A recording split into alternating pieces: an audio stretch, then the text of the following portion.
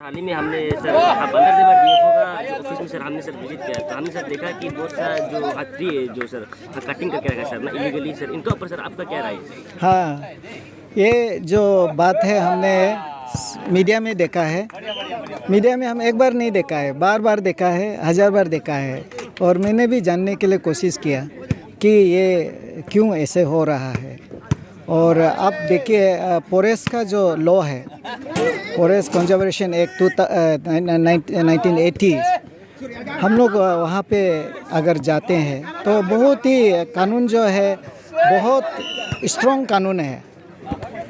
और हमारा जो नीलगिरी हिल्स का जो एक केस बना था, उस केस को लेके सुप्रीम कोर्ट ने बहुत से स्टेट को इस फॉरेस्ट कंजर्वेशन लॉ को लेके काफ़ी डायरेक्शन दिया है। उस हिसाब से वो घास को कटाई नहीं जा सकता है।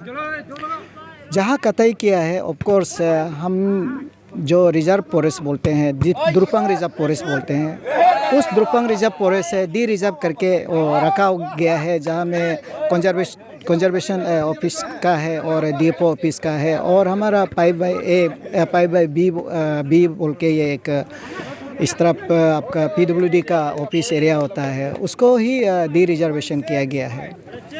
जो भी हो वो घास जहाँ में कटाई किया है वो एक उनका कंपाउंड का अंदर में है। और हमारा जो फॉरेस्ट का जो ऑफिसर है डीएफओ जो कि हमारा सारा ईटानगर को उनका देख रेख में है।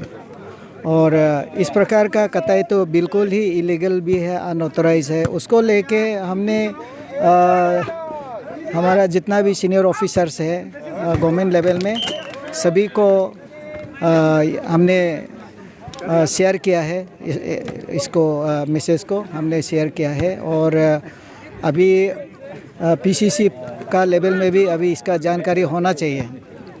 तो इस हिसाब से ये जैसे ही अगर हमारा पास कोई शिकायत आता है तो हमारा जो सिविल पुलिस के लिए या हमारा मजिस्ट्रेट का जो भी ज़रूरी होगा, हम फॉरेस्ट को सपोर्ट करने के लिए 100% तैयार हैं। मैं इसलिए आपका फॉरेस्ट डिपार्टमेंट का लोग अगर इस वीडियो को देख रहा है तो मैंने यही बात आगे भी कहा था मीडिया में। हम 1986 में जब नेरिस में पढ़ने के लिए आया था, तब ये बंदरदुआ से लेके निर्जुली का बीच में इतना घना जंगल था और वहाँ पे हाथी का झुंड आता था। तो आज वहाँ एक भी घास नहीं है। जो घास बचा है वो हमारा हाईवे का जो आरओ का अंदर में जो है वो घास ही बचा हुआ है। आप ड्रोन सर्वे मेरा पास है, वो आपको आप देख सकता है कि जो हाईवे में है जो 40 मीटर होता है, 30 metre left, 20 metre left, 20 metre right, वो जो जगह है उसी पे घास जो रह गया।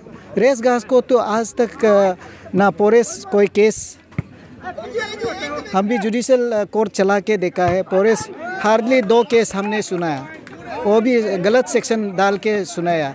मैंने इसलिए ये जो फॉरेस्ट का जो कॉन्फ्रेंस में भी मैंने उन लोगों को कहा था कि अगर आप लोग ये फॉरेस्ट डिपार्टमेंट को खुलने का कोई कारण तो होता होगा, इतना बड़ा डिपार्टमेंट है।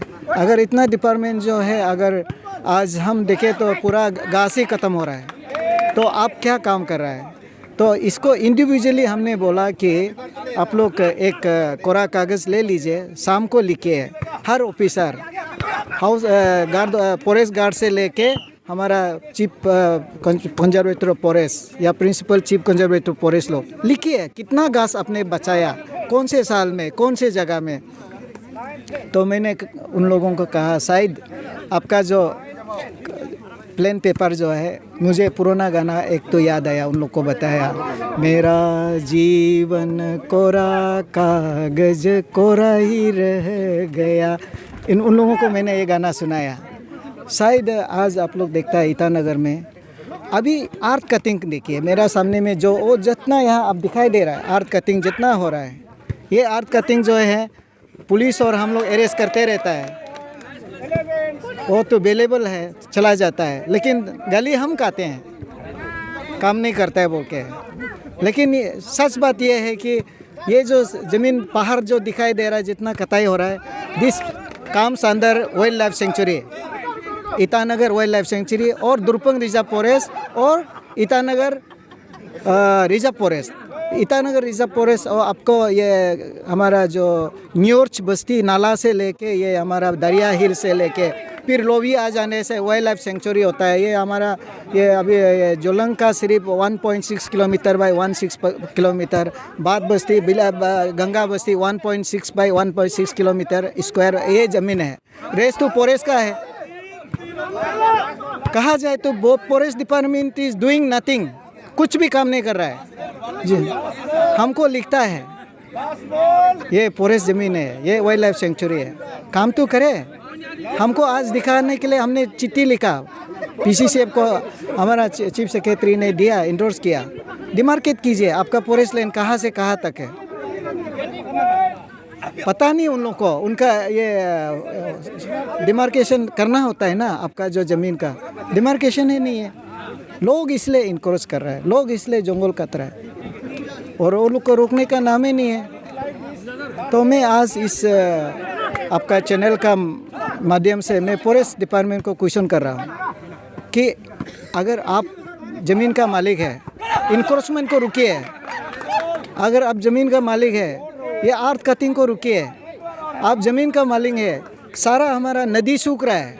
आप देखिए नीरवजोली नदी, कोलमा नदी, हमारा ये दरिया हल का नदी जहाँ से हम लोग पानी पीता है। अभी हमको 30% जो हमारा पानी रिक्वायरमेंट है उसको दे पा रहा है, 70% पानी रिक्वायरमेंट नहीं दे पा रहा है। और हमारा जंगल कटाई का वजह से कैचमेंट एरिया सूख रहा है। कुछ महीना पहले से हमारा जो जैसे हमारा जो गंगा लेके एक हमारा एक ये समाज का साथ जुड़ा हुआ है, उस पानी में भी अब देखिए सूख रहा है। चारों तरफ कैचमेंट पूरा कर दिया, उसमें फिशरी डिपार्टमेंट, टूरिज़्म डिपार्टमेंट, सारा डिपार्टमेंट था। मैंने उसको गवर्नमेंट को लिख के अभी फॉरेस्ट वाइल्ड लाइफ सेंचुरी आप ले लीजिए, वाइल्ड लाइफ। दूसरा डिपार्टमेंट को उधर घुसा के क्यों डिफॉरेस्टेशन कराएंगे, समझ रहे हैं।